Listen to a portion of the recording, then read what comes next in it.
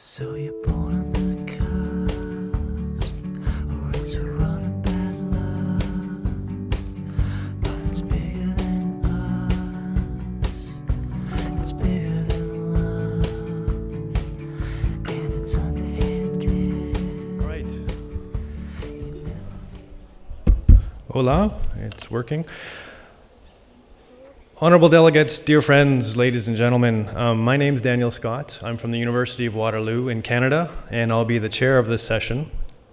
So it's my honor to welcome you to this session specifically on climate change and tourism, a topic you've heard several times today. This session is particularly timely because, as many of you know, world leaders are gathering in Paris at the Conference of Parties, the 21st Conference of Parties, for the next 2 weeks, at which time they hope to sign an agreement that will define both the climate and the carbon risks that the tourism sector is going to face in the decades ahead. When the first Sustainable Tourism Charter was written 20 years ago, climate change was still an emergent issue, and it really wasn't part of that first charter. The world has changed a lot. And now, 20 years later, as we're writing or revising the Sustainable Tourism Charter this go around, climate change will have to be an important component of it. I want to begin our session by thanking our organizers, the sponsors, and in particular our hosts, the Basque Country, for your wonderful hospitality, and as well, a very visible dedication to the practice of sustainable tourism. That's an inspiration to those of us around the world on how to do things well. I also want to introduce our esteemed panel that we've set up for you this afternoon. I want to thank them both for participating and offering their thoughts on a range of perspectives, and I'll just introduce them quickly now, but they can say a few words about their work a little bit more. So Carmen Mentil will be representing the Alpine Pearls that many of you are probably familiar with already. Cipriano Marin, many of you know him as one of the key organizers of this event. And he's going to be representing the Global 100% Renewable Initiative that was launched only a week ago, so brand new, hot off the press, you'll hear about it, under UNESCO patronage. Matei Crespo is the head of Environment and Climate Change at the Spanish Agency for International Cooperation. And Helena Ray from UNEP has kindly and very graciously agreed to join us this afternoon to offer her thoughts as well. So what I'm going to do is start with a few remarks of my own to set the context and identify some of the issues that our panelists will speak to in each of their presentations. And hopefully we will keep our remarks in a timely manner so that we can preserve some time for questioning at the end of the session from the audience, as well as some dialogue between the panel members. In the same way that travel and tourism touches almost everyone on the planet, so too will climate change. The United Nations Intergovernmental Panel on Climate Change has declared climate change is unequivocal. The human influence on the climate system is clear and growing. New evidence on the changes to the global climate system and their implications for environmental systems, societies, and economies around the world have been unrelenting over the last couple of years. Global greenhouse gas emissions continue to grow despite our best efforts at roughly about 2 to 3% a year. And as was mentioned in one of the opening sessions, this month is likely to be the last time in several generations where atmospheric CO2 levels will remain below 400 parts per million. Land and sea surface temperatures continue their multi-decade warming trend, and 2015, this very year, is very likely to set a new record as the warmest year on our instrumental record, and perhaps the first that will surpass the milestone of being 1 degree warmer than pre-industrial era. The pace of polar ice melt, sea level rise, and ecosystem change all continue to accelerate. And as we've seen, the increase or our observed increases in weather extremes are an important reminder to us that the devastating effects of climate change aren't relegated to decades in the future. They're here with us today. But let's be clear, climate change has only begun. The Intergovernmental Panel on Climate Change has concluded that if greenhouse gas emission trends continue, global temperatures could increase as much as 4.8 degrees by the end of the century.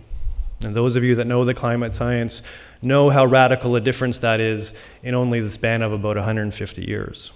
And in their words, that sort of increase, that +4 world, would cause severe, pervasive, and irreversible impacts on people and ecosystems around the world. The implications of that can't be overstated. Large coastal and other areas would be physically transformed, including obviously coastal tourism. Many ecosystems would be significantly impacted. Many of the species that we seek to preserve and conserve through actions through tourism would be at greater risk to extinction. Water and food security would be undermined. Millions of people will be displaced by climate change, threatening both security and freedom of mobility. And the increased economic losses would endanger poverty alleviation, again, something tourism strives to contribute to. And a couple of years ago, James Michel, who at the time was president of the Alliance of Small Island States, was very clear when he said, there can be no discourse on security, trade, human rights, and sustainable development unless we are also addressing climate change. And I would argue so too is it with sustainable tourism. Climate change has an impact on all of the themes that we've discussed today and will be discussing at this summit, from peace and security to biodiversity to community development. None of those are untouched by climate change. And although the tourism sector has much capacity to adapt to climate change and at the same time improve the climate resilience of many of the communities and destinations in which we operate, climate change will still alter the competitiveness and sustainability of many destinations around the world. In a study that myself and some colleagues recently completed, we looked at the climate change vulnerability of the tourism sector in 157 actually, different countries around the world. And what we found is the top 10 most at-risk nations. A study that we released just this week that's been making its rounds in some of the media around the world, where we looked at the potential and the costs of decarbonizing tourism. What we found was that the World Travel and Tourism Council's pledge to cut tourism emissions 50% by 2035 could be achieved. It will take leadership, partnership, and most of all, investment. But the estimate that we put forward was that the investment required would be 0.1% starting in 2021, rising to just under 2.5% of the global tourism economy by 2035. And to translate that into a sort of cost per traveler, it would be over that time frame roughly US $11 per trip domestically and internationally, which is something that many people would probably be willing to pay. So our analysis showed that tourism can be compatible with a low carbon future if governments and business leaders show collective action to make that happen. And we in this room, I think, must be champions for moving that carbon transition forward. So to conclude, it's been almost 10 years, and it's hard to think of that way, but 10 years ago, Luigi asked a team of us to prepare a scientific assessment for the Davos Conference on Climate Change and Tourism and what became the Davos Declaration at the time. And at that time, we concluded with the statement, the scientific evidence is clear that the time is now for the tourism community to collectively formulate a strategy to address what must be considered one of the greatest challenges to sustainability of tourism in the 21st century. Since that time, the scientific and more importantly, the business case supporting that conclusion has only grown stronger. The new climate economy is upon us. Unfortunately, the major journal, The Economist, KPMG, and others in the business sector consider tourism to be one of the least prepared sectors. We must change that. We in this room must lead the development of an action plan to a low carbon and climate resilient tourism future. Because if not us, then who? Thank you, and I'll turn over to our panel in a moment. Thank you.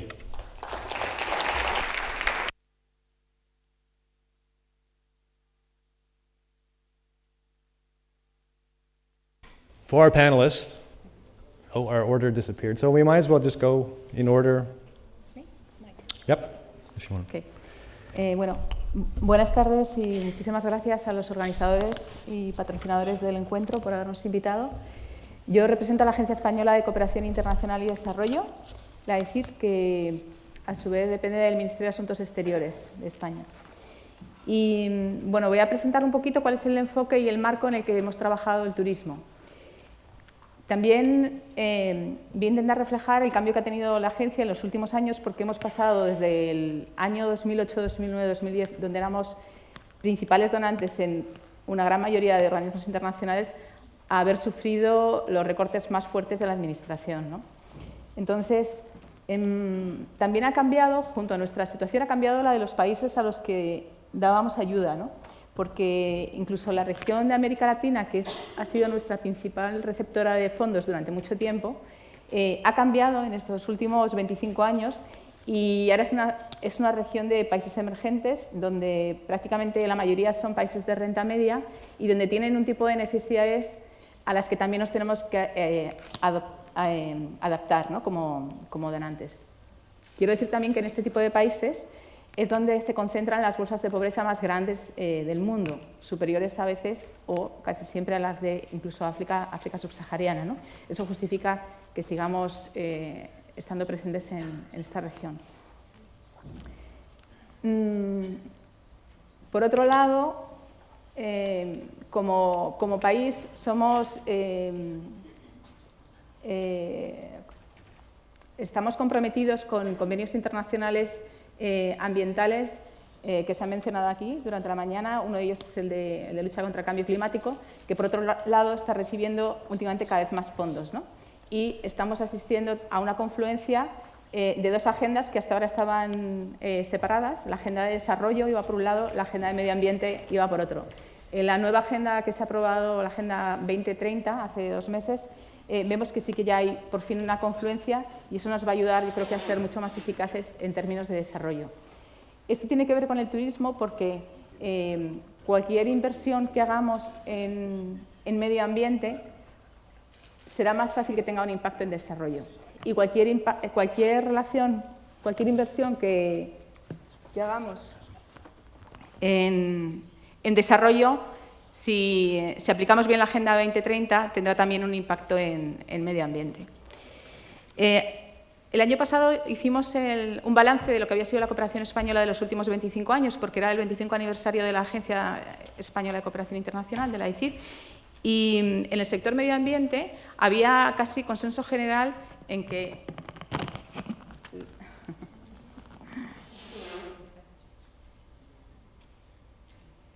había un consenso en que las inversiones quizás que habían tenido más impacto en desarrollo habían sido precisamente las que habían sido dirigidas al sector turístico, pero no al turismo de masas, sino al turismo más bien comunitario. Había experiencias muy interesantes y muy ricas, sobre todo en Centroamérica. Bueno, el enfoque también con el que trabajamos es el de un país todavía donante en el que tenemos, de acuerdo con un principio de derecho ambiental internacional básico, responsabilidades compartidas con el resto de países, pero diferenciadas. Eso quiere decir que tenemos un compromiso por seguir ayudando a países que necesitan recibir fondos de un país todavía como España, ¿no? Entonces, sabemos que 46 de los 49 países menos desarrollados del mundo tienen el turismo como su principal fuente de ingresos de exportación. También sabemos que gran parte de los países a los que hemos estado ayudando tradicionalmente tienen en el turismo un sector que está en auge, está creciendo y que demanda de España tecnología, transferencia de conocimientos y ayuda para capacitarse, ¿no? En ese sentido, en los últimos años hemos sido donante principal, por ejemplo, de PNUMA, del Programa de Naciones Unidas para el Medio Ambiente, o de UICN, y con ellos hemos podido financiar directrices y trabajos que quizás no están suficientemente difundidos en el sector turístico, y yo creo que habría que rescatar, porque efectivamente creo que queda un trabajo por hacer muy interesante en lo que es la transversalización del cambio climático en el sector turístico. Y hay herramientas que están ahí, se han redactado y solo hace falta difundirlas más, ¿no? porque muchas veces como donantes nos da un poco de rabia que financiamos muchos productos, muchas herramientas, pero cuando se acaba la financiación se olvida su difusión, su puesta en práctica y su uso realmente, ¿no? Bueno, la relación que hay entre desarrollo y turismo está muy clara, sobre todo en algunos de los países que trabajamos nosotros. Es muy clara, sobre todo en los países que tienen zonas costeras extensas o zonas de montaña, porque son los que más van a sufrir la subida del nivel del mar. Bueno, en general también todos van a sufrir las sequías recurrentes. En Centroamérica, por ejemplo, y en América Latina hay países que sufren muchísimo el auge de los eventos climáticos extremos. De hecho, hay países que se sabe que la recurrencia de estos eventos les va a llegar un momento en que les va a hacer imposible el desarrollo. Porque tú te puedes recuperar cuando tienes un huracán o un tornado, pero cuando has tenido varios seguidos, durante varios años seguidos, no tienes ni siquiera tiempo o recursos para recuperarte, ¿no? Y eso pasa en gran parte de Centroamérica, por ejemplo. Entonces, frente a esto, como agencia nosotros lo que hemos hecho ha sido elaborar una guía que ahora está disponible en Internet para incorporar ya no solo la sostenibilidad ambiental, sino los riesgos climáticos en los proyectos de desarrollo que financiamos. Y esto tiene que ver, por un lado, con la sostenibilidad ambiental de los proyectos, que cuando hablamos de turismo sería medidas que puedes hacer, que puedes llevar a cabo para mitigar el cambio climático en proyectos vinculados al turismo, pero también para tener en cuenta riesgos climáticos en proyectos turísticos, que serían medidas de adaptación. En esta guía recogemos como una batería de medidas posibles para llevar esto a cabo. Y bueno, sobre algunos de los proyectos que hemos financiado que han repercutido en el turismo, vinculados al cambio climático, tienen que ver, por ejemplo, sobre todo fortalecimiento institucional de lo que son los sistemas nacionales de meteorología y gestión del recurso hídrico. Hemos apoyado las redes de directores iberoamericanos, por ejemplo, de gestión hídrica y las agencias meteorológicas de América Latina, y los apoyamos todos los años en sus reuniones, en el desarrollo, por ejemplo, de sistemas de alerta temprana. Con la Organización Mundial de la Meteorología también estamos ayudando a fortalecer estos sistemas de predicción meteorológica, que cada vez son más importantes en la gestión del turismo, por ejemplo, ¿no? Otra cosa que hemos hecho y que repercute en el turismo ha sido trasladar a demanda de América Latina la tecnología que se ha utilizado para gestión de cambio climático en zonas costeras en España, que ha sido desarrollada por el Instituto Hidráulico de Cantabria. Esta metodología ha sido probada y aceptada y demandada por América Latina, y se está trabajando, primero se trabajó a nivel regional y ahora se está trabajando a nivel nacional y regional y local con algunos lugares que precisan detallar más esa información, que les ayuda a hacer una ordenación del territorio más adecuada a los nuevos escenarios climáticos, ¿no? De subida del nivel del mar. Con El Salvador, por ejemplo, recuerdo que hemos hecho un proyecto, les hemos ayudado a hacer predicción de tsunamis en la costa, etc. Por otro lado, con PENUMA, ya que hay alguien aquí en la mesa que representa a PENUMA, Elena, estamos promoviendo también el enfoque de adaptación por ecosistemas. Hay bastantes experiencias ya que nos demuestran que mantener en buen estado los ecosistemas, por ejemplo, los manglares en zonas de costa tropical, es fundamental para ser mucho más resiliente ante un tsunami o una subida del nivel del mar, ¿no? Y luego, en cuanto a lo que es mitigación de cambio climático, la nueva agenda de cambio climático, la presión que ha habido con la COP21, la reunión de París, y los nuevos fondos, por ejemplo, la creación del nuevo Fondo Verde para el Clima, que está atrayendo nuevos fondos para la agenda climática, nos ha hecho estar más atentos en las demandas de los países para reducir sus emisiones. Y las medidas, los proyectos que nosotros hemos estado financiando no tienen un foco específico en un sector como el turístico, pero seguro que le van a afectar. Porque, de hecho, al turismo, al sector turístico, también le va a afectar las decisiones que se tomen en la conferencia de las partes a nivel global. Eso es importante, porque, por ejemplo, si en las negociaciones finalmente se decide regular el control de las emisiones generadas por el tráfico aéreo, pues directamente el turismo será una de las industrias afectadas por esta medida, ¿no? Y bueno, también con PENUMA hemos trabajado un ámbito gigantesco que ya no son las energías renovables, sino también la eficiencia energética. Con PENUMA hemos trabajado lo que son los sistemas de refrigeración en América Latina también y medidas para ser más eficientes en el terreno de transporte. Bueno, no me quiero alargar más, solo decir que yo creo que hay un terreno enorme para seguir trabajando conjuntamente, que la industria también tiene un papel muy importante que hacer y yo creo que puede ser un portavoz muy interesante de cara a otras industrias porque alcanza a sectores de población que tienen un tipo de influencia muy interesante, ¿no? Como en cuanto a transmisores de mensajes. Entonces, bueno, animar aquí a la industria a que se anime a llevar a cabo más medidas de mitigación de cambio climático y de adaptación.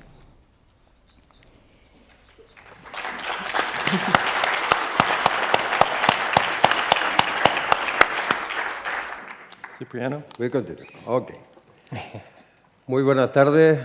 Lo primero es decir que para mí es una alegría estar de nuevo en esta maravillosa ciudad de Vitoria, en esta ciudad verde, Green Capital. Y estamos hablando de cambio climático y recordar de que estamos en un edificio, bueno, ya nos lo dirán los técnicos, pero próximo a emisiones cero, lo cual considero que es un magnífico ejemplo de lo que... Esto es un palacio de congresos, por lo tanto los congresos también son turismo y es un magnífico ejemplo de aplicar la tecnología y la inteligencia al servicio de nuestra meta común, mitigar el cambio climático. También recordarles que, porque no se ha nombrado, pero que este logo no está ahí en balde. Ese logo que ven es el logo de la COP21. Este es un acto oficial reconocido, enviada la carta, por la ministra Ségolène Royal, que es la que preside el comité de labelización de la conferencia de las partes del cambio climático, y este es un acto que contribuye al camino hacia el cambio climático. Pero ahora sí que quiero ser... No todos son bondades. Voy a empezar con la primera crítica. También estamos inmersos desde el año pasado en lo que se llama la década de la energía sostenible para todos, lanzada por el secretario general de Naciones Unidas. Sustainable Energy for All, el SE4A. Entren en la página web y miren, de todos los líderes mundiales que abarcan todos los sectores de la producción, de la industria, de la sociedad civil, no hay ni un solo representante de la industria del turismo. Esta mañana hemos dicho que somos el 10% y la esperanza del cambio. No hay un solo representante. La otra reflexión,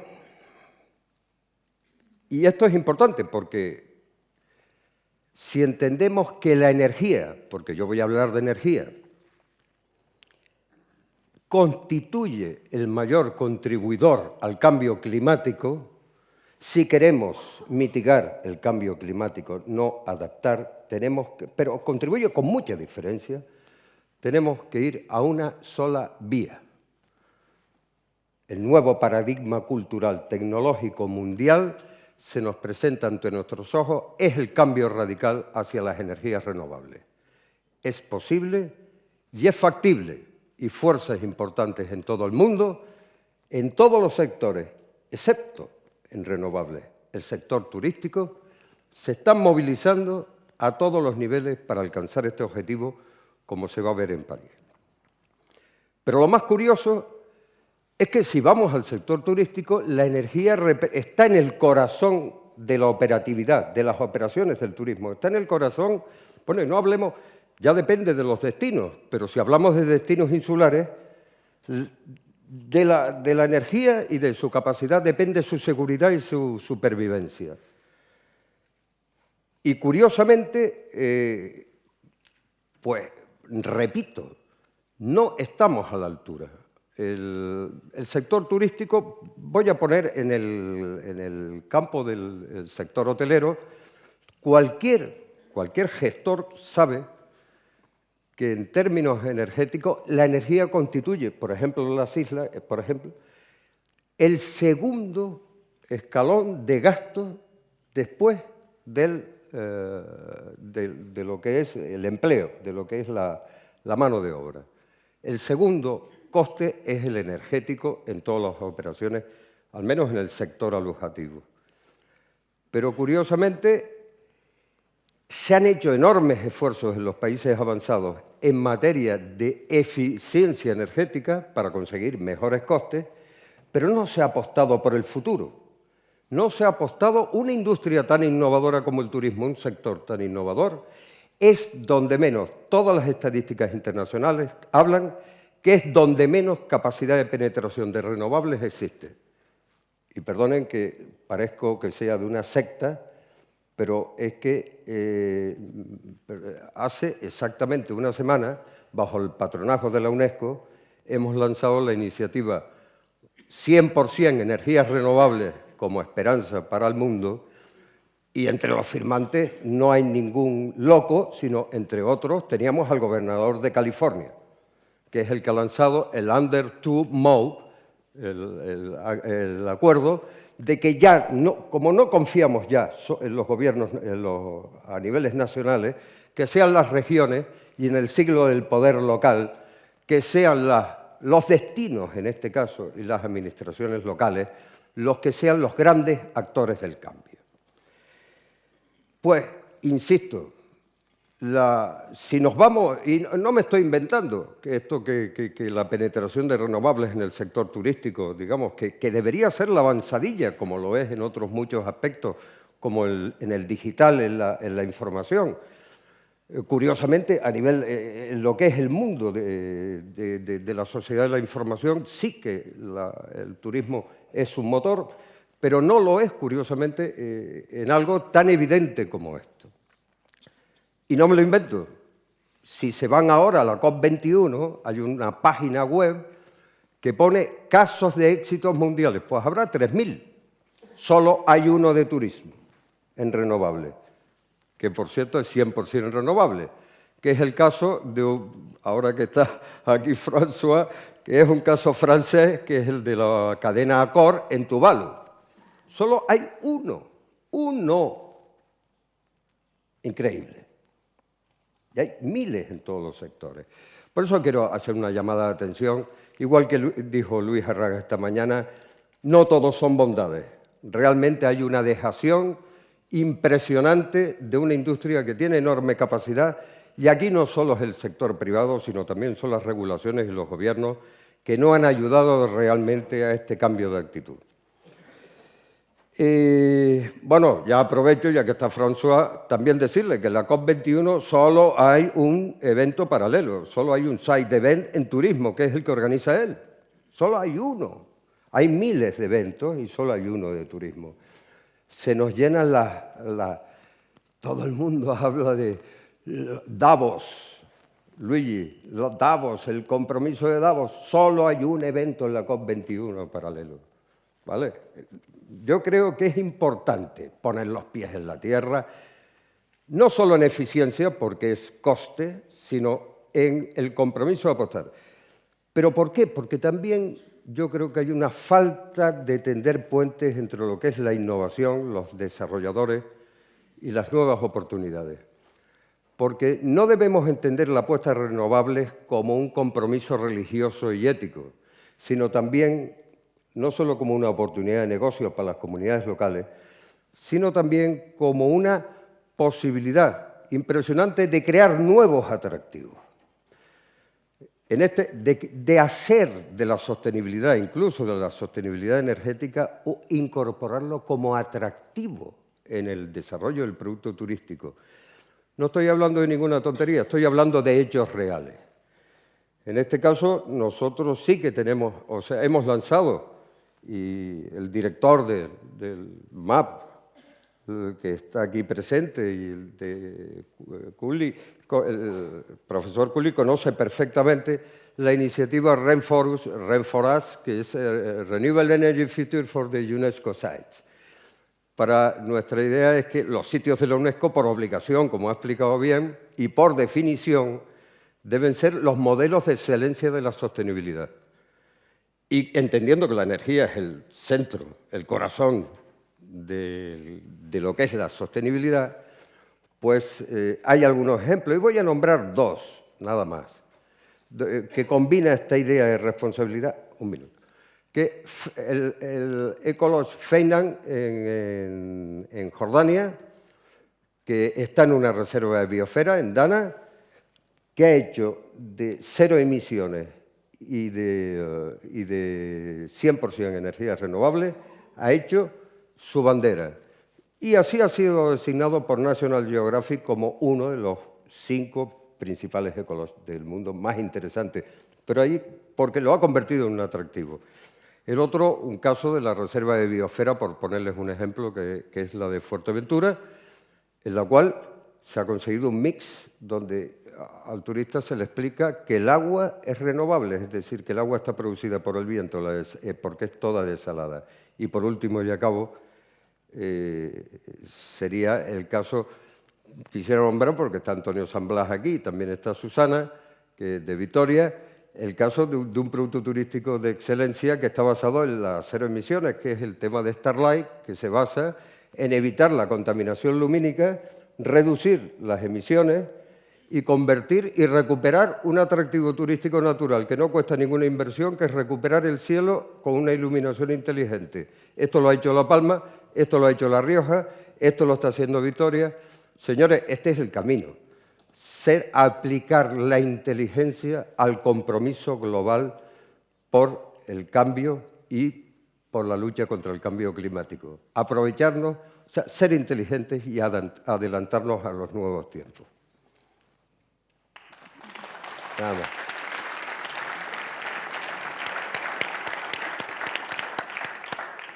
Helena? I would like to thank the organizers and the sponsor for bringing me here and to share with you some of the things that we are doing and the lessons learned that we have had in the last 12 years working specifically on climate change and tourism. So I have been at UNEP for the last 11 years, and once I arrived at UNEP, one of my first jobs was start getting some scientists together with the UNWTO and the World Meteorological Organization to try to measure the impact of the tourism sector in the contribution to climate change. I'm going to say to you 6 challenges that we have noticed since we started working on this and where we have got to the point in time. So the first challenge is that the governance issue. We have noticed that the climate change is a challenge that will not do in isolation by the sector. So if you are trying to make a destination sustainable, it's not, the tourism sector will not get to the success that is required if it works alone. It also needs to engage local communities and NGOs and small and medium enterprise, one of the most vulnerable businesses when climate-induced incidents happen. So And the governance requires that ministries of tourism will speak with ministries of environment, that will speak with Ministry of Finance, that will speak with ministries of transport. If you don't have this integration in the governance at destination level, you are not going to be successful in fighting climate change. And there is another important thing is regarding sustainable development. This morning, we have mentioned 3 sustainable development goals that have been approved in September this year. And all of them related to the improvement of, let's say, sustainable tourism that creates jobs, that creates, conserves culture, biodiversity. What we have also to understand is that the tourism sector will also need to fulfill some of the sustainable development goals that are related to climate change, to energy efficiency. So we cannot forget that the tourism sector is an important sector, and governments will be asked to report on how they are going to achieve those targets. And as you probably know, one of the indicators that we are trying to negotiate is that by 2030, all tourism destinations and countries will have to have in place sustainable tourism strategies, and which will also need to address climate change. The second challenge that we need to overcome is the need for knowledge and intelligence, but as well as tools and bridging science to decision making. I'm just going with this, I'm just going to give you 2 examples. One is that most of the hotel chains, they are reporting on CO2 emissions.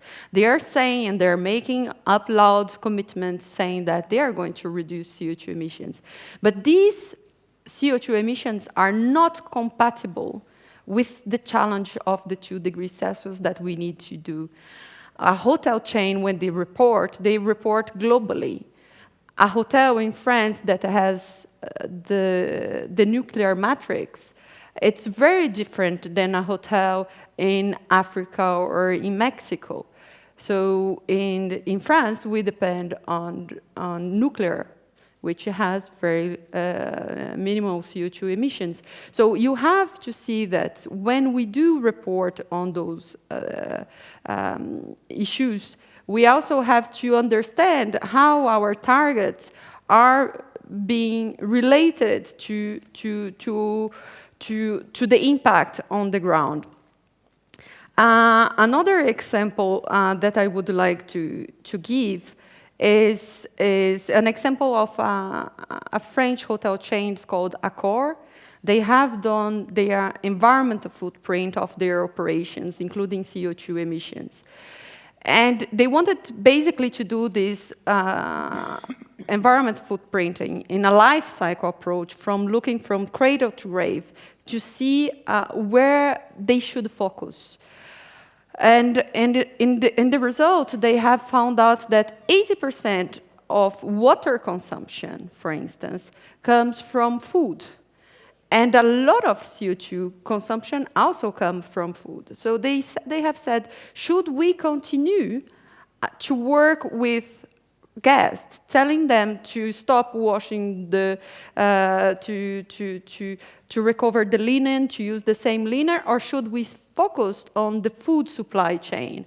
So this is the science that we are mentioning, that we need to have clear figures that will help us to focus on the places that we most need. And another thing that is also important is that when we do this mapping, we have to see where our gains are. For instance, in biodiversity, we know all where the hotspots biodiversity are. So if we want to work with climate change, where are these hotspots that where we should invest our money to get most of the results. The third challenge that we have is the creation of new products and services. We do rely most of the time, and the tourism sector in general, on the sun and beach model, coastal tourism model type of tourism. And we need to create new products and services that will fulfill this need, but at the same time that will look for a new market. And I'm just going to give you an example of one sector that could be very well lower its emissions is the MICE sector, the meeting industry and conference and events sector. So these, the conference sector and the meetings in general, because probably if you work on tourism, that if you are one day out of your house, you are a tourist. So basically we all are all tourists here today. And this sector, many organizations worldwide, they are creating policies, like the UN. We cannot host meetings in places that are not, they don't have low carbon policies in place. We cannot we cannot have plastic bottles, we cannot, so there is a series of requirements that is related to procurement. And there is an increasing number of companies that are looking for this type of services. It was in 2010, we wanted to host the first global meeting for the first annual conference of the Global Partnership for Sustainable Tourism. And I spent 2 months looking for a spot in Europe to have a green meeting. And at the time, I could not find any capital with easy access to do this meeting. So we have to do in the French countryside, knowing that we had to offset the transportation cost. So it shows that we still have a lot of room. We have a lot of room to develop new markets and new products. Another challenge that we have that is creating the new products and services is also related to the consumer. So nowadays, and we always have heard that consumers are king, but if we are in a sustainable development agenda, there are some requirements that will be asked to citizens, and people are ready, Okay. People are ready to take this path forward. The fourth challenge is transparency and reporting. We just released a report called Raising the Bar, Advancing Environmental Disclosure in Sustainability Reporting, where we have looked at 108 companies worldwide, and 95% report on climate change. And what they do report, it's, as I mentioned before, it's not compatible with the challenges that we have on climate change. And most importantly, there is not a consensus on how people are reporting, what are the measures, what are the indicators. So a company can report completely different from other company. So this needs to be fixed too. Another challenge is investment in finance. We need investment in finance for the transformation to a greener and inclusive low-carbon economy. This is very important. Tourism is not looked at one priority sector for most development agencies, and we need to act on that too. And last point is partnerships. So we cannot face climate change without bringing together the key players and try to identify what matters, not only for the tourism companies, but also for the companies, for the people that the people that work for these companies, for the local economies that depend on these tourism developments. So nowadays you see a lot of environmental impact assessment for new buildings, tourism developments, but most investment in finance and the consultation and engagement with these local communities, it's a tick box. You know, I have met with this number of people, they have said yes, but real partnerships have not been established. And trying to not only act on things that matters for people, but also report on what is important for the planet and for sustainable development in general. So thank you, I stop here.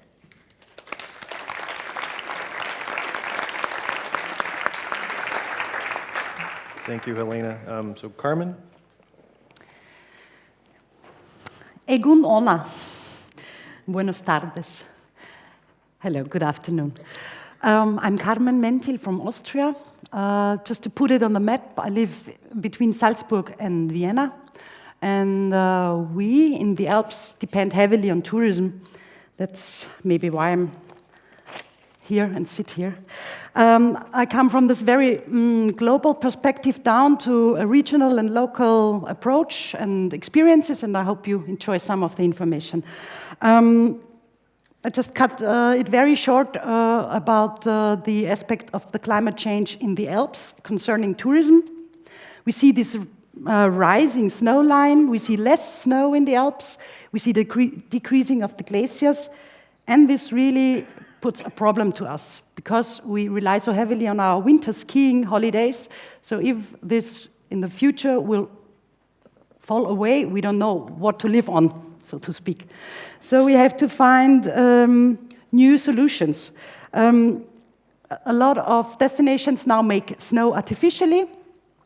When you need water, you need energy, and you need low temperatures. So if we don't have the low temperatures anymore, we don't have the artificial snow, and US tourists will not come to our Alps. So it's really at risk for concerning winter. If I make a brief review on our last summer, also for the Alps, it was the warmest July of all times since we measure weather, and November also. So this was really positive for us. The people from the cities came to us to get a relief from the heat stress, because of course in the Alps it was not as bad. For us it was beautiful to have 30 degrees at least once in a lifetime. We are not used to it, so this is very positive. Why not? Positive were the temperatures of the lakes. People could suddenly swim in our alpine lakes, which you normally don't do because it's just too cold. But we had more wasps, we had more mosquitoes and so on. So there is always a pro and a con. We had an extended period of summer, and we had this lovely November. Normally, November is awful and just fog and the first snow and rain, and it is terrible. You want to leave to all these beautiful countries we have visited today virtually. This year, you just wanted to stay, and if you're living in Munich or in Roma or in Milano, you just want to take a short trip to the Alps because it is so beautiful. But the hotels are closed because we are not used that we have longer seasons. So we have to adapt. But that was just about the positive side of it. What is also positive is some of the trends we see at the moment, and I will only note some of them. People are getting more aware of the climate change with all these large conferences, with the information and so on. This is good. This plays in our hand. We offer sustainable tourism, and people are really now prone to also use it and try it. And I'm focusing on sustainable mobility in the Alps and projects to that.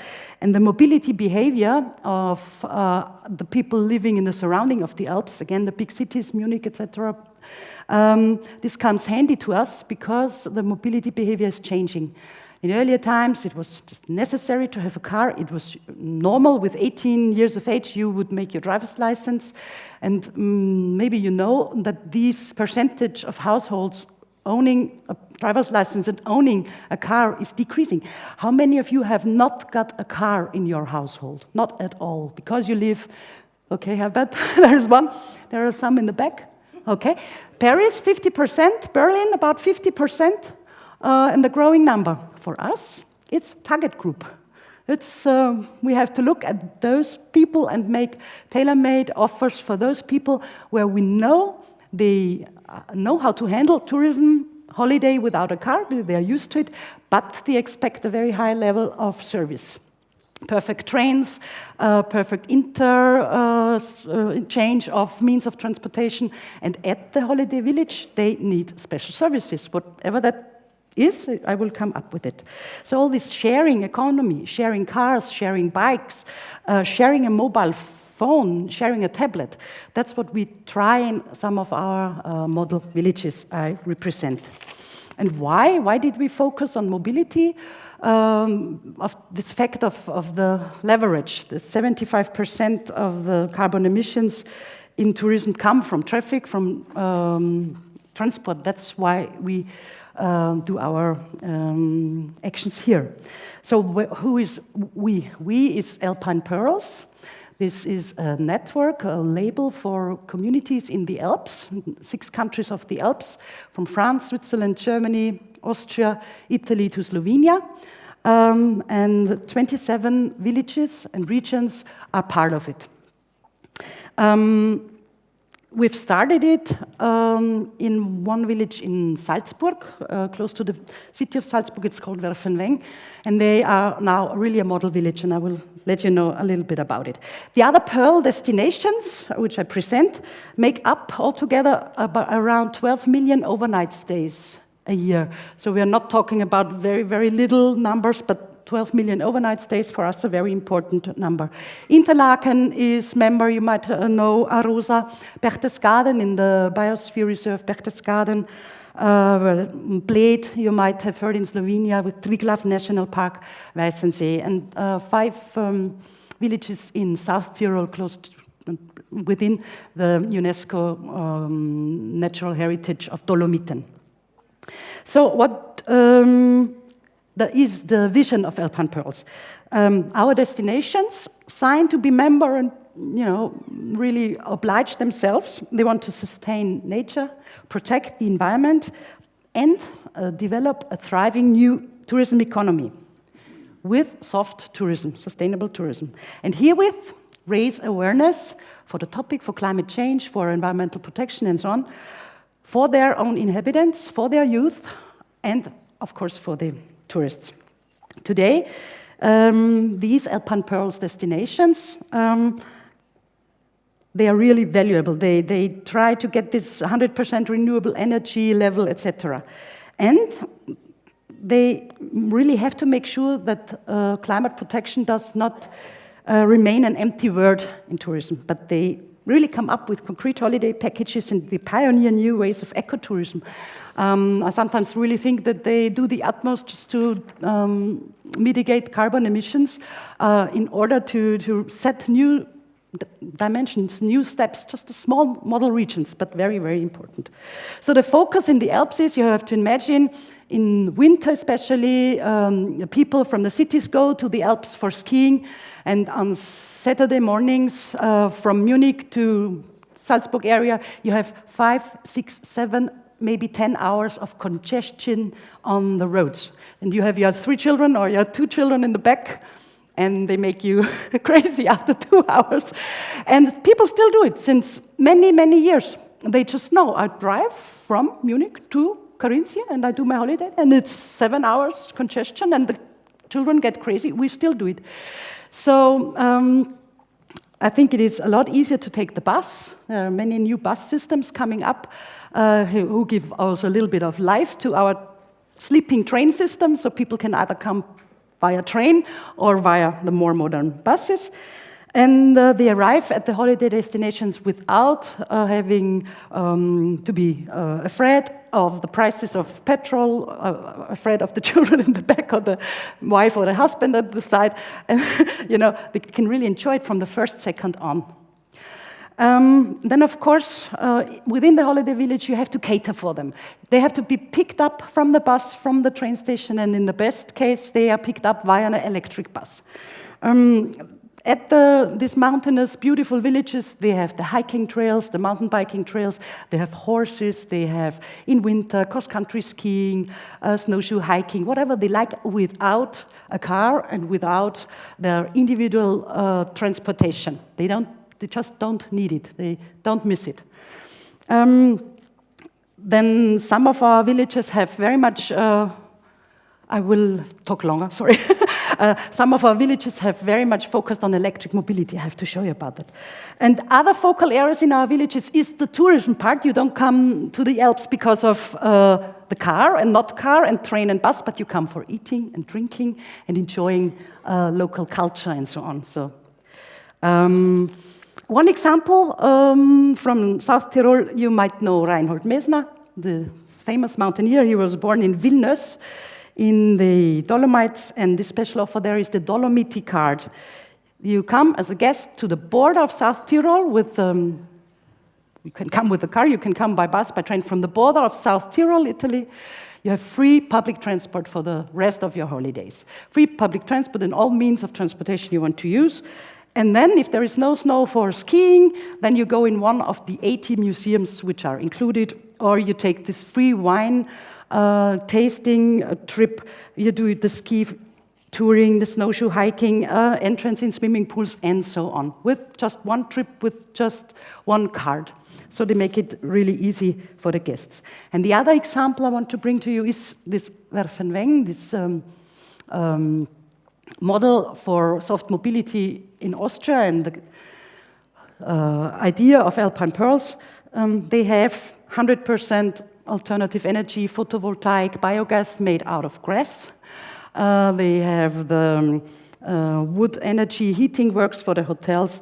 If you come as a guest with the train, it's fine, you're our guest. If you come by car, it's not so easy. First, you are asked to give your car key.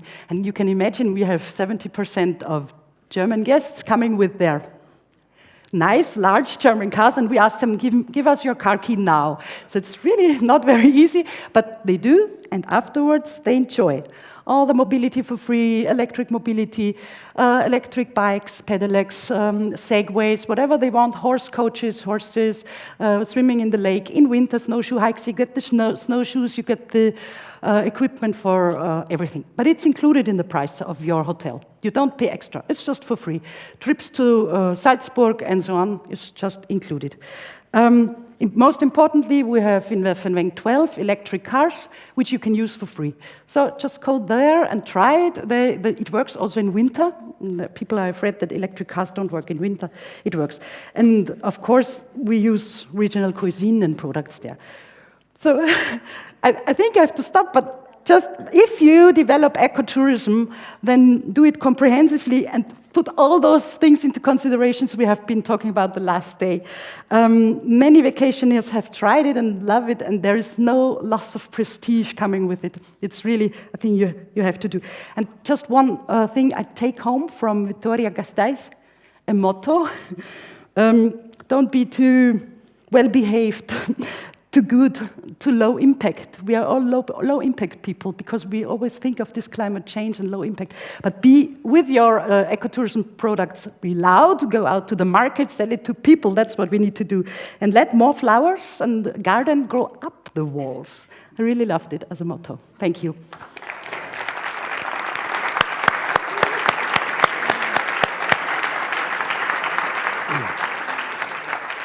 All right, I want to thank all of our panelists because mission accomplished. We have 15 minutes for questions and discussions. We made it as a group. So, first of all, I know there's lots of questions the panelists can ask each other, but are there questions from the floor that somebody would like to ask, since we actually have a little bit of time to engage? Any questions that anybody has? Yes, please. Oh, here comes a mic behind you. Okay, I wanted to ask what percentage of customers therefore come with public transport and what percentage come with private transport?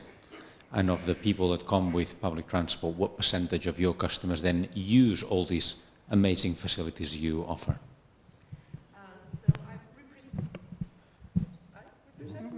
Yeah, I represent so many villages, so I can make some examples. In Werfenweng, what I've told you, today it's 25% use it. 25% of all tourists use it. Other examples are more prone to public transport, like in Switzerland, Interlaken, 80% arrive by train just because it is a train destination.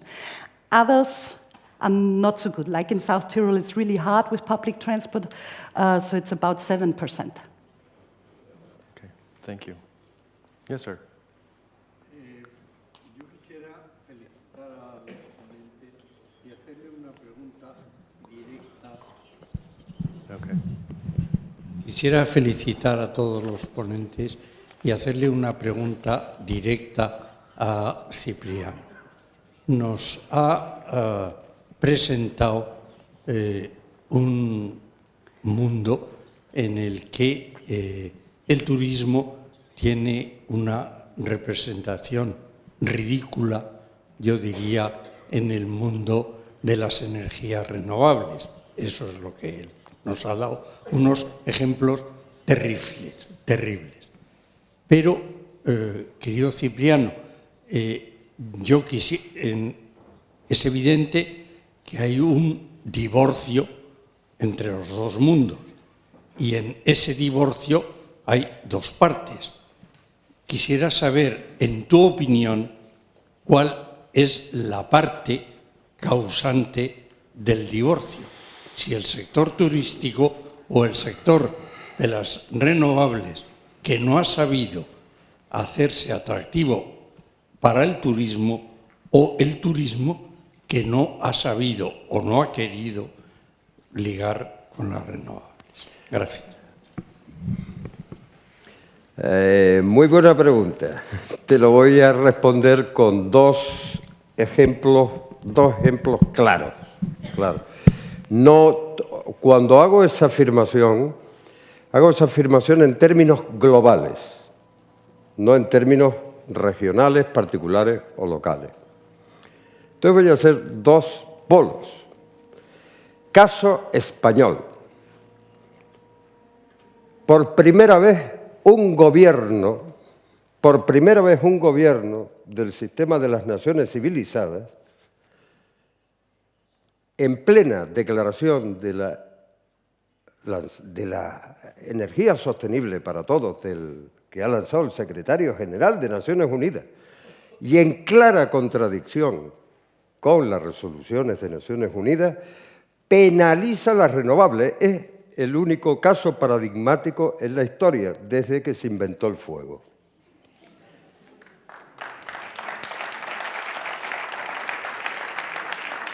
Hay que hablar claro, y lamentablemente eso lo ha hecho un ministro de mi tierra. Pero bueno, yo también desde nuestra tierra hemos sacado los mejores ejemplos, como es el Hierro, reserva la biosfera, primer territorio del mundo y destino turístico 100% renovable. Es una realidad de emisiones cero cuando se complemente la totalidad de transporte eléctrico. Esta es una realidad. ¿Qué ocurre? Que sí que le echo en culpa al sector turístico por el potencial que tiene en España, que podía haber dicho al ministro Soria: aquí no manda solo el sector eléctrico, no manda solo Iberdrola, perdona, pero esta es la realidad. Aquí no manda solo el ciclo combinado, porque en realidad son los fondos de inversión del ciclo combinado, por lo que se ha condenado a las renovables, para favorecer esto. Y podía un sector tan potente en la economía nacional decir: queremos ser un destino limpio, queremos ser un destino comprometido, y no lo ha hecho. Esta es la realidad. Ningún líder lo ha hecho. Pongo el otro ejemplo. Las 30 y pico, no sé cuánto, ahora mismo ya me he olvidado, cuando estaba en Ínsula las tenía, naciones de los estados insulares sí que hace unos meses se han reunido, fue en reunión y previamente en el Pacífico, se han reunido y han acordado una agenda común con Naciones Unidas para llegar a ser un binomio de naciones turísticas sostenibles, de carbono neutro y con promoción total de renovables. Esto es la otra cara de la moneda, con lo cual no se puede homogeneizar. ¿De acuerdo? Yo estoy, también lo que ella planteaba, el caso continental es diferente, pero yo creo una cosa que estamos ahora lanzando, en el 100% se lanzó, de que curiosamente las islas pueden ser los lighthouse, los faros, y sobre todo las islas destinos turísticos, que tienen la capacidad de transformarse, pueden ser los faros que iluminen la transición energética del futuro. O sea, que sean los laboratorios ejemplos, como ya lo están siendo. He puesto el ejemplo de Tuvalu, que es un buen ejemplo. Nada más. Gracias.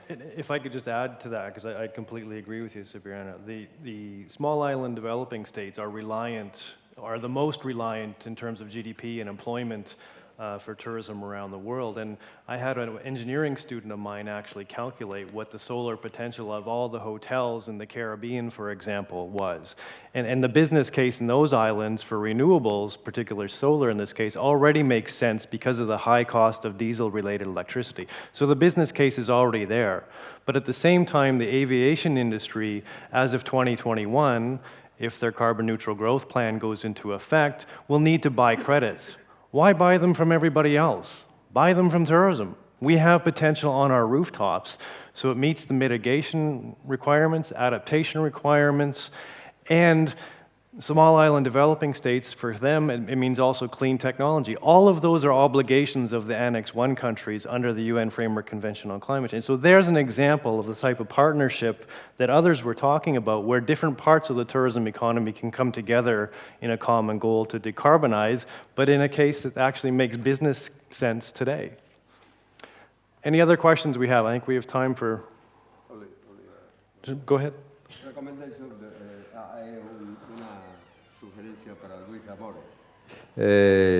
Cuando hablamos del turismo y de la energía y de la paz, no lo digo yo, lo ha dicho la semana pasada el representante de la Comisión Europea en el foro del lanzamiento del 100% renovable. Hablar de turismo y de energías renovables y paz es lo mismo. Las energías del petróleo se llaman sucias por dos razones. Esto lo ha dicho el representante de la Comisión Europea, que lo recuerda bien Maite.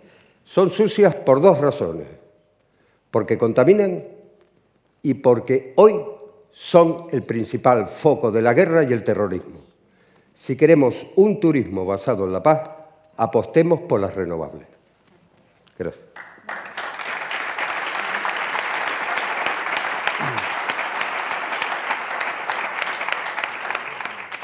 Any other questions from our audience?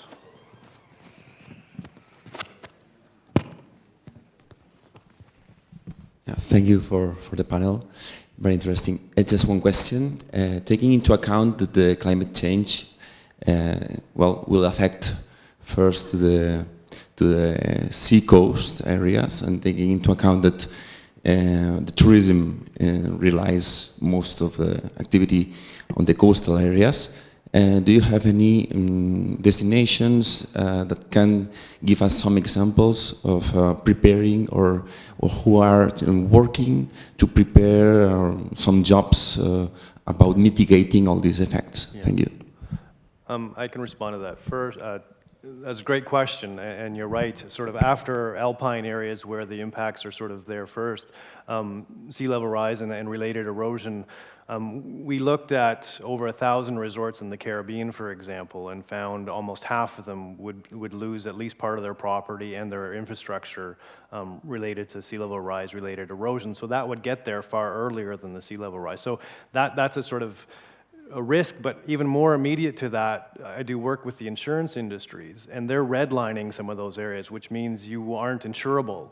And that makes it even more difficult for tourism industry that will now also have to deal with the adaptation from some other sectors. The insurance industry is adapting in a way that makes business sense, but it affects us, and we have to look at those as well.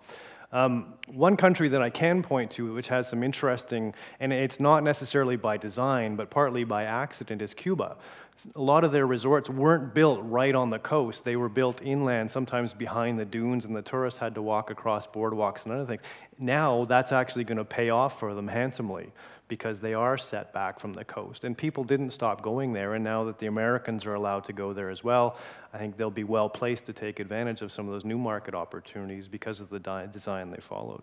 But any other responses to that? No? Any other questions?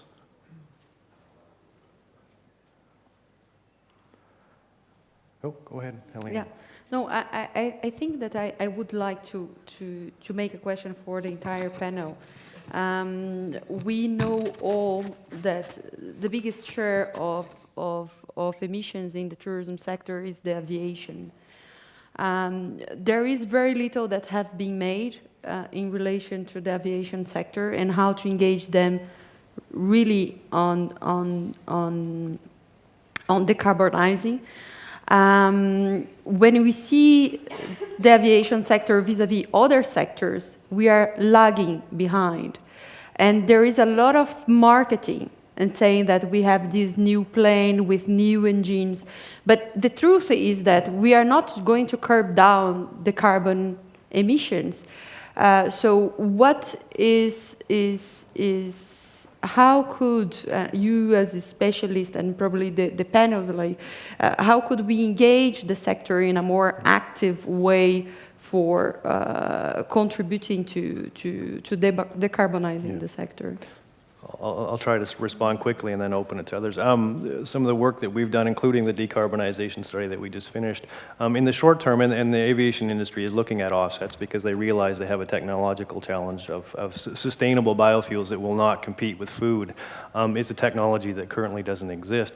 That being said, I think there's a real partnership opportunity that tourism has missed in that regard, and that essentially the R&D that goes into those biofuels that we are going to need as an industry, but so are the SIDS to get people there, have essentially left it up to aviation to solve that problem. And I would argue that tourism as a whole should be working with, including financially, but certainly in a lobbying perspective, with the aviation sector to make sure those the real investment in R&D to biofuels, sustainable biofuels, for aviation is going forward. And I would argue that the small island developing states should be part of that partnership, demanding of Annex I countries, put some serious money into that R&D. We want clean tech transfer, not just on solar panels and things that exist, but the clean tech that is going to be meaningful to our economy, which in this case would be sustainable biofuels. And unfortunately, that's being sort of left aside, but we all have excellent universities around the world that could contribute to that solution, and we should be making a common case to do that. Any other reactions from? No. No? No. ¿Puedo hablar?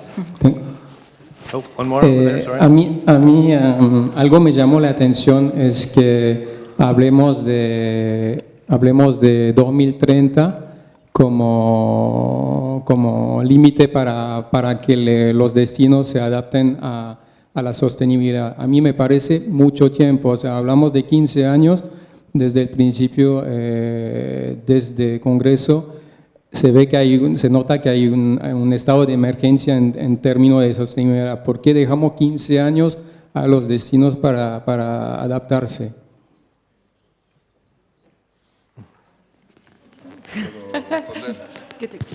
I'll let somebody else go first. Yo quisiera, simplemente, bueno, vamos a ver, porque hay que fijar siempre una fecha política. ¿Se oye? Bueno, da igual. ¿Por qué? Más cerca. Vale, no, más no puedo acercarme, pero ¿cómo? Porque hay que fijarse una fecha política. Yo simplemente les pongo un ejemplo. O sea, se trata de hacer ejercicios para incitar entre los estados y los acuerdos internacionales a alcanzar el máximo de objetivos posibles. Yo me acuerdo porque participé en las negociaciones del famoso 2020 de la Comisión Europea. 20 energías renovables, cuando hicimos el documento, 20% de energías renovables, 20% de ahorro y eficiencia energética. ¿Por qué se decidió el 2020 para 2020?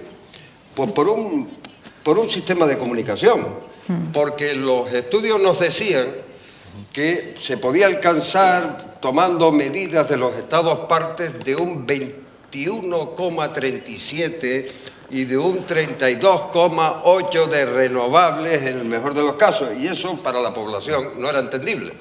Entonces al final pues se decidió alguien, que fue el ministro, que fue el gabinete de Britting, del ministro de los Verdes alemán, dijo: oye, ¿por qué no ponemos 2020 para 2020? Y dice: hombre, qué bien, pues queda muy bien. Realmente es porque hay que poner fechas posibles para incitar al cambio. Realmente estamos en una continua transformación y lo que nos interesa no es realmente que ese objetivo se alcance, no que se alcance, sino la idea es que se supere. Pero siempre hay que poner una fecha, no se puede poner una fecha para pasado mañana, porque estamos hablando de transformaciones que entiendo que tienen un largo recorrido. No se puede decir que todos los destinos turísticos del mundo se conviertan a emisiones cero en un periodo de 15 años, en un periodo de 10 años, porque no es técnicamente posible, pero sí hay que marcar un objetivo. So I just would like to mention the fact that the challenge is that nowadays we have done a research looking at, we submitted the survey to all UN WTO member states, and we have received a response for 98 governmental agencies, and we have found out that only 34% of the countries and worldwide that were responding to this survey have sustainable tourism policy in place. Some of them have tourism policies in place, but they don't have an implementation plan. So they do have a responsible tourism strategy, they do have a sustainable tourism strategy, but they don't have budget on that.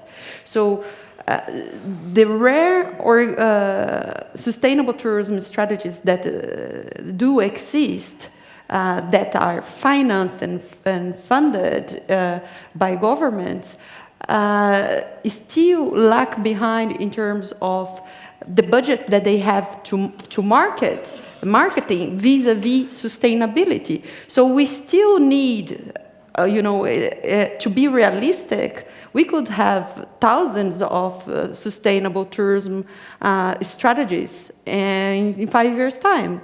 But we are not looking only for strategies, we are looking for implementation and for results. Because otherwise, we are going to be 20 years in the lifetime, like Sustainable Tourism Plus 40, and we are still discussing the same issues that we have raised 20 years ago. So to be realistic and to get really the implementation that we need, we do require time. Yes, Thank you. I think disclosure requirements, both from investors but governments as well, may speed that timeline up, as you mentioned. With that, I'm being signaled we have coffee waiting for us, so if we can give one more hand of applause to our panelists for their engagement and sticking to time, that would be much appreciated. Arrachal León, estoy aprendiendo vasco.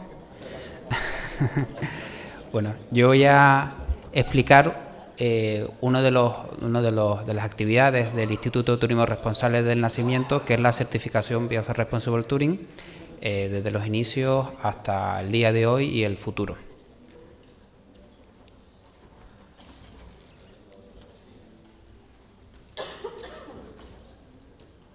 No. Vale. El Instituto de Turismo Responsable, como ya se ha dicho, y no voy a intentar ser breve porque ya empezamos con algo de retraso, nace en el año 95 con el objetivo de poner la Carta de Turismo Sostenible, ejecutarla en el mundo, en el mercado, en el sector turístico. Para eso se decide optar por una certificación que sea por objetivos. Se podía haber estructurado otra forma de ponerlo en valor, esa sostenibilidad, pero se decide que sea por certificación, que es una forma de hacerlo, y además por unos objetivos claros y concretos, que no sea solo por procedimientos, que en el sector turístico pues siempre se ha visto que es más flexible y más sencillo de poder llevarlo a cabo. Y siempre con la con el objetivo de que sea una mejora continua, porque al fin y al cabo la sostenibilidad es un fin, pero nunca se llega a conseguir del todo, siempre es una metodología para intentar mejorar. Y la certificación Biosphere Responsible Touring incluye, y en el año 95 por primera vez incluye, además de gestión y medio ambiente, que es lo que siempre se había entendido por sostenibilidad turística, la socioeconomía, la cultura y la satisfacción e implicación del turista en esa realidad, en esa garantía de búsqueda de autenticidad. Estaban ya en el año 95, se estructuran las guías para poder llevarlo a cabo, empiezan en el sector alojativo, en hoteles, que son los primeros hoteles que se certifican, con una metodología pues de aquellos años, ¿no? Que incluye pues que estaba la propuesta, estaba la información en las fichas, el plan de acción, pero todo con un sistema pues que en aquella época era suficiente, pero que ahora es mejorable. En el año 2012, que ya se ha comentado, pero un hito que para nosotros fue muy importante fue la aprobación del sistema por parte del GSTC, que además del reconocimiento del estándar del que el turismo sostenible, los requisitos que pedimos pues son los internacionalmente aceptados, además nuestra metodología de poder dar esa garantía de turismo sostenible y de mejora continua por parte de una estructura alojativa, pues que cumple con unos criterios de imparcialidad y dependencia y buena ejecución técnica. Y ahora estamos en el año 2015 y quería un poco explicar la nueva forma de proceder de Biosphere Responsible Touring, que incluye un nuevo sistema de gestión integrado con una nueva página web. Los objetivos siempre eran, son y serán intentar dar esa garantía de autenticidad y que la metodología por la cual se certifica una entidad como sostenible, el objetivo no sea la certificación per se, sino esa mejora continua y que la entidad pueda dar a conocer a los turistas por qué actúan como actúan, cuáles son los objetivos que se quieren conseguir y involucrarlos en ese sistema, o sea, también que sea un escaparate, ¿no? Para eso tenemos una nueva web responsive actualizada, cada entidad tiene y va a tener un perfil propio que va a poder gestionar para dar a conocer al turista esas actividades que realiza, esos objetivos que va cumpliendo, que va mejorando. Podrá publicar en las redes sociales y demás, porque esto ya estamos en el siglo XXI y eso es el pan nuestro de cada día. Tan solo hay que ver los Twitter que están todo el día hoy yendo y viniendo. Y ya lo que es el grueso del sistema de gestión internamente, que es la gestión de la certificación y lo que hemos llamado pues, compartir las experiencias en la comunidad Biosphere, que sea compartirlas tanto internamente como externamente al turista. Como había comentado, pues la web responsive actual, no solo porque se puede ver en distintos dispositivos en la parte pública de la web, sino que internamente también se puede utilizar los diapositivos para poder realizar las auditorías, poder justificar las evidencias y poder buscar esa mejora continua.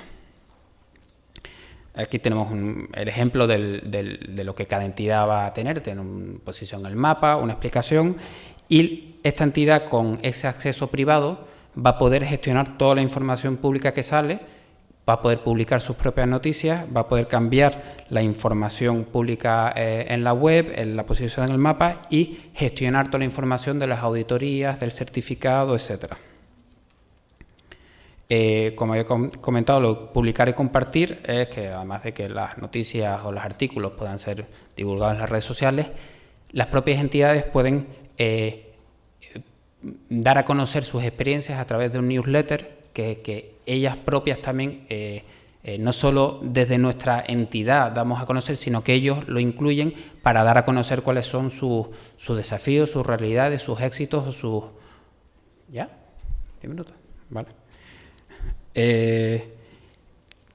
Esto se ha cortado, pero bueno, aquí se verían todas las preguntas, en el sistema de gestión integrado están todas las preguntas de los estándares, distintos estándares, clasificados por el tipo de estándar que es de aplicación para poder hacer esas respuestas y esa mejora, ¿no?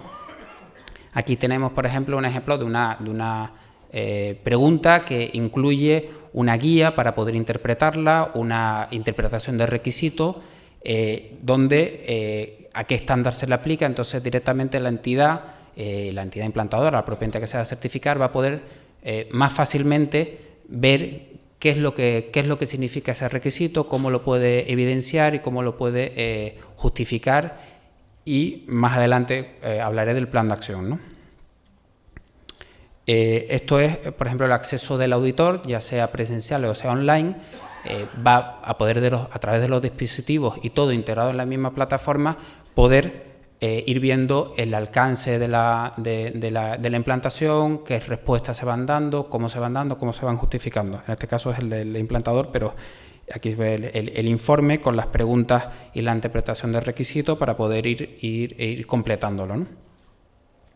Y finalmente, fruto del ir respondiendo, se termina con un plan de acción que al final es el objetivo último de la certificación, es cumplir unos requisitos e ir mejorando, y para eso eso es lo que se nutre en el plan de acción. Más adelante explicaré un poquito más esto del plan de acción.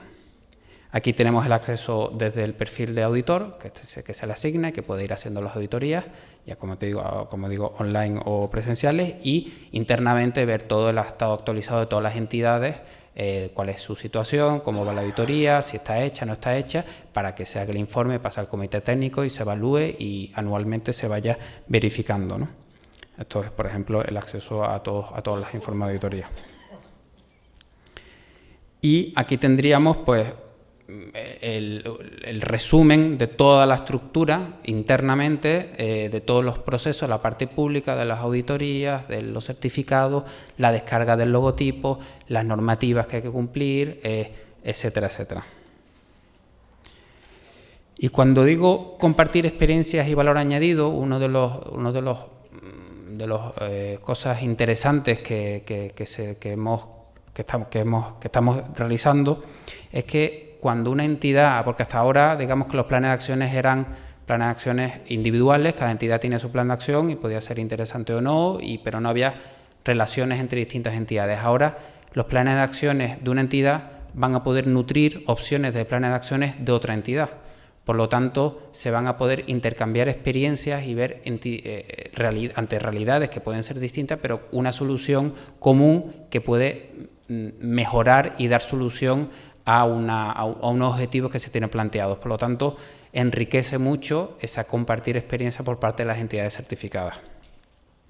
Además, muchas de las preguntas podrán ser también indexables en números, en cantidades, de forma que se les podrá dar un valor añadido, es unas analíticas de benchmarking, unos cálculos automáticos de los consumos, de cálculo de la huella de carbono, de retorno a la inversión. Todo eso depende de qué tipo de preguntas se quiere ir cumplimentando, porque habrá algunas preguntas, como siempre, que son de requisito obligatorio cumplimiento y otros que son de optativos para ir mejorando. Entonces, entre que el plan de acción nutre otros planes de acciones y que se puede hacer unas analíticas y benchmarking, pues creemos que es al final una mejora para la entidad certificada para mejorar, que es al final el objetivo, el ir mejorando día a día y que las experiencias de todos nutran a unos y otros. He intentado ser rápido porque íbamos sin tiempo. Muchas gracias.